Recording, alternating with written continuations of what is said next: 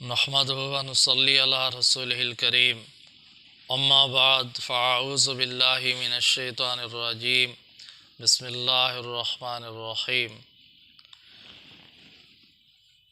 محترم بزرگوں اور دوستوں، عزیز بھائیوں، انشاءاللہ آج کی مجلس میں آپ حضرات کے سامنے ایک بہت بڑے ولی اللہ کا عجیب و غریب واقعہ بیان کیا جائے گا۔ ہمارے ایک بہت بڑے بزرگ گزرے ہیں، مولانا مظفر حسین شاہ صاحب، یہ انڈیا کے بزرگ ہیں۔ مولانا صاحب اکثر پیدل سفر فرمایا کرتے تھے اور جس بستی کے قریب شام ہو جاتی تھی اسی بستی میں رات گزارتے تھے، پھر صبح سفر شروع کرتے تھے۔ مولانا صاحب سفر فرما رہے تھے، ایک بستی کے قریب پہنچے، شام ہو گئی، رات ہو گئی، رات اس بستی میں گزاری۔ مسجد میں تشریف لے گئے، مسجد میں جا کر جھاڑو دی، صفائی کی، اذان دی، دیکھتے رہے کوئی آدمی نماز کے لیے نہیں آیا۔ خود نماز پڑھی، رات کو نماز پڑھی، صبح کی نماز پڑھی، انتظار کرتے رہے، کوئی آدمی نہیں آیا نماز کے لیے، خود ہی نماز پڑھ لی۔ صبح باہر نکلے، لوگوں سے پوچھا بھائی وجہ کیا ہے؟ اتنی بڑی بستی ہے مسلمانوں کی بستی، مسجد بنی ہوئی ہے، مسجد میں لوگ نماز کے لیے کیوں نہیں آتے؟ تو کسی آدمی نے بتایا جی حضرت اصل وجہ یہ ہے کہ مسجد کے سامنے جو گھر ہے نا، بیٹھک ہے، وہ اس بستی کے خان صاحب کی بیٹھک ہے، اس کا گھر ہے۔ اس بستی کے، اس شہر کے چودھری ہیں، خان ہیں، وڈیرے ہیں، وہ شرابی بھی ہیں، زانی بھی ہیں، رنڈی باز ہیں۔ چونکہ وہ خود نماز نہیں پڑھتا، اس کی وجہ سے دوسرے لوگ بھی نماز نہیں پڑھتے۔ اگر وہ نمازی بن جائے، دیندار بن جائے، تو باقی لوگ اس کے محتاط ہیں، وہ بھی انشاءاللہ دیندار بن جائیں گے، نمازی بن جائیں گے۔ تو مظفر حسین شاہ صاحب رحمۃ اللہ علیہ بہت ہی اللہ والے آدمی تھے، نیک آدمی تھے۔ فوراً اس آدمی کے پاس تشریف لے گئے دعوت دینے کے لیے۔ جب اس کے پاس پہنچے تو اس کے پاس اس وقت بھی رنڈیاں موجود تھیں اور وہ شراب میں مست تھا۔ تو شاہ صاحب نے اس کو دعوت دی کہ دیکھیں، اگر آپ نماز پڑھنا شروع کر دیں، نمازی بن جائیں، تو آپ کی وجہ سے دوسرے مسلمان بھی نمازی بن جائیں گے، اللہ کا گھر آباد ہو جائے گا، مسجد آباد ہو جائے گی۔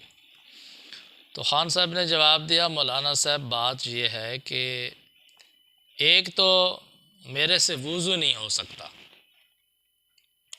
دوسری بات یہ ہے کہ یہ دو بری عادتیں مجھ سے نہیں چھوڑ سکتی، نہ میں شراب چھوڑ سکتا ہوں، نہ زنا چھوڑ سکتا ہوں۔ شاہ صاحب نصیحت فرماتے رہے، اس کو سمجھاتے رہے، وہ نہیں سمجھا۔ آخر کار شاہ صاحب نے اسے فرمایا کہ ایسا کریں، نماز تو ہر حال میں پڑھیں آپ۔ اس نے کہا جی مجھ سے وضو نہیں ہوتا، اور یہ کام ہی مجھ سے نہیں چھوڑتا، نہ شراب چھوڑتا ہے، نہ زنا چھوڑتا۔ تو شاہ صاحب نے حکمت کے طور پر اسے کہہ دیا کہ آپ سے وضو نہیں آتا تو نہ کریں، یہ کام نہیں چھوڑتے تو نہ چھوڑیں، لیکن نماز تو پڑھیں، مسجد میں تو آئیں، اللہ کے سامنے کھڑے تو ہوں، یہ میرے ساتھ وعدہ کریں کہ نماز پڑھوں گا۔ اس نے کہا ٹھیک ہے جی، نماز تو میں پڑھوں گا، باقی کام مجھ سے نہیں چھوڑتے۔ اور میں ٹھیک ہے، نماز پڑھنی ہے۔ تو اس آدمی نے وعدہ کر لیا کہ نماز میں پڑھوں گا۔ جب اس نے وعدہ کر لیا، شاہ صاحب تھوڑے اس سے علیحدہ ہوئے، 2 رکعت نماز نفل پڑھی، سجدے میں گئے اور خوب روئے، وہ تو روئے، اللہ سے مانگا۔ جب نماز سے فارغ ہوئے، ایک ساتھی نے پوچھا حضرت آج آپ کی میں نے 2 عجیب باتیں دیکھی ہیں جو زندگی میں کبھی نہیں دیکھی۔ فرمایا کون سی؟ اس نے عرض کی حضرت ایک بات تو یہ ہے، آپ نے اس آدمی کو شراب پینے کی اور زنا کی اجازت دے دی ہے، کبھی نہیں سنا آپ سے۔ دوسرا، آپ سجدے میں اتنے روئے ہیں کہ ساری زندگی کبھی میں نے اتنا روتا ہوا آپ کو نہیں دیکھا۔ تو اللہ والے آدمی تھے، شاہ صاحب نے پہلی بات کا جواب نہیں دیا۔ اس لیے جواب نہیں دیا کہ شاہ صاحب نے اس آدمی کو نعوذ باللہ من ذالک شراب پینے کی یا زنا کی اجازت نہیں دی تھی، بلکہ شاہ صاحب کی اس میں ایک حکمت یہ تھی، اور اللہ تعالیٰ سے دعا کر رہے تھے، اللہ کی رحمت پر امید لے کر اسے کہہ دیا کہ ایک بار اللہ کے سامنے حاضر تو ہو جائیں۔ جب اللہ کے سامنے آئے گا، مسجد میں آئے گا، حاضر ہوگا، تو انشاءاللہ اللہ اسے نمازی بنا دے گا، ہدایت دے دے گا۔ دعا بھی فرما رہے تھے، اللہ کی رحمت سے یقین تھا، لیکن اس کا اظہار اس لیے نہیں فرمایا کہ جو اللہ والے ہوتے ہیں نا، وہ کسی بات کا دعویٰ نہیں کرتے کہ ہم ایسا کر دیں گے۔ تو اس لیے پہلی بات کا جواب نہیں دیا، دوسری بات کا جواب دیا۔ ارشاد فرمایا، ہاں میں نے لمبا سجدہ اس لیے کیا ہے، اس میں میں نے اللہ تعالیٰ سے التجا کی ہے، دعا کی ہے کہ یا اللہ اس بندے کو میں نے تیرے سامنے کھڑا کر دیا ہے، اب دل میرے قبضے میں نہیں ہے، دل تو آپ کے قبضے میں ہے، آپ چاہیں تو اس کو ہدایت عطا فرما دیں۔ میں نے اس کے لیے ہدایت کی دعا کی ہے، روتا رہا، اللہ سے مانگتا رہا۔ تو شاہ صاحب تشریف لے گئے، چلے گئے۔ تو دن کو بھی لونڈیاں وہاں موجود تھیں، شراب کی محفل چلتی رہی۔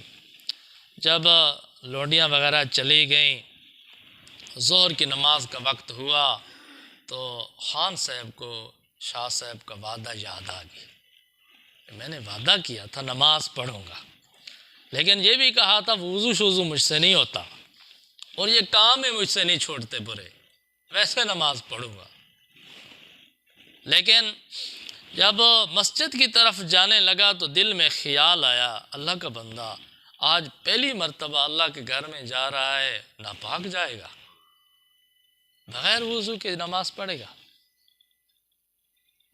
گھر کی طرف چل پڑا، وہاں جا کر غسل کیا، پاک ہوا، پاک صاف کپڑے پہنے، مسجد میں گیا، ظہر کی نماز ادا کی۔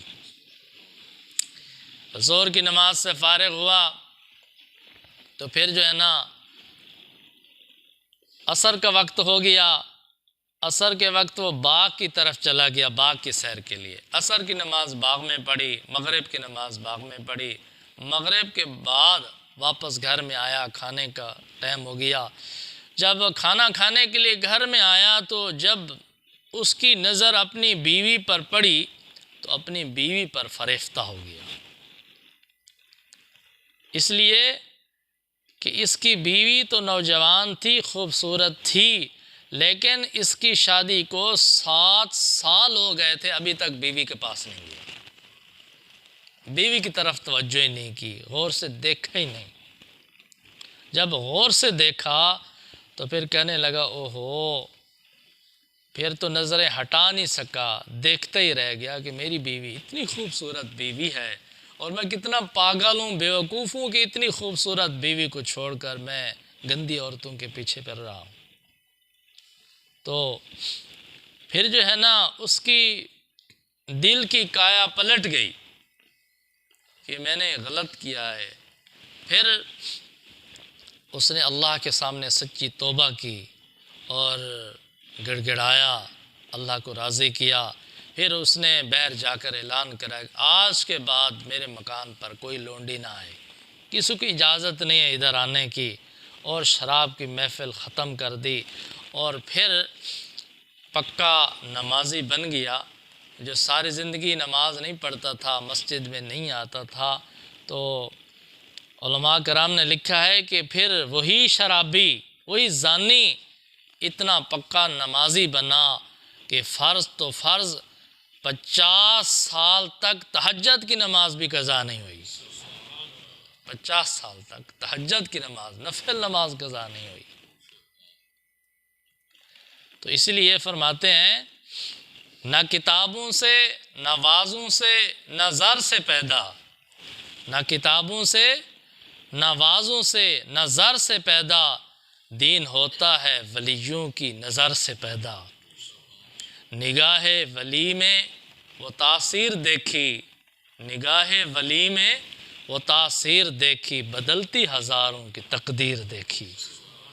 میرے بھائی اور دوستو، انسان جتنا بھی گناہ گار ہو، جتنا بھی گناہوں لت پت ہو، اللہ کی رحمت سے مایوس نہیں ہونا چاہیے۔ اگر گناہوں سے جان نہیں چھوٹتی تو کم از کم اتنا تو کریں، کسی اللہ والے کی صحبت میں چلے جائیں، کسی ولی اللہ کی مجلس میں چلے جائیں، کسی ولی اللہ کی نظر میں آ گئے تو انشاءاللہ آپ کی زندگی بدل جائے گی۔ ولی اللہ کی نظر سے، ولی اللہ کی دعا سے، ولی اللہ کی فکر سے زندگی تبدیل ہو جائے گی۔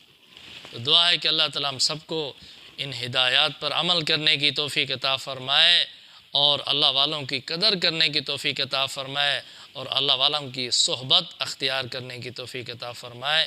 وآخر دعوانا الحمدللہ رب العالمین۔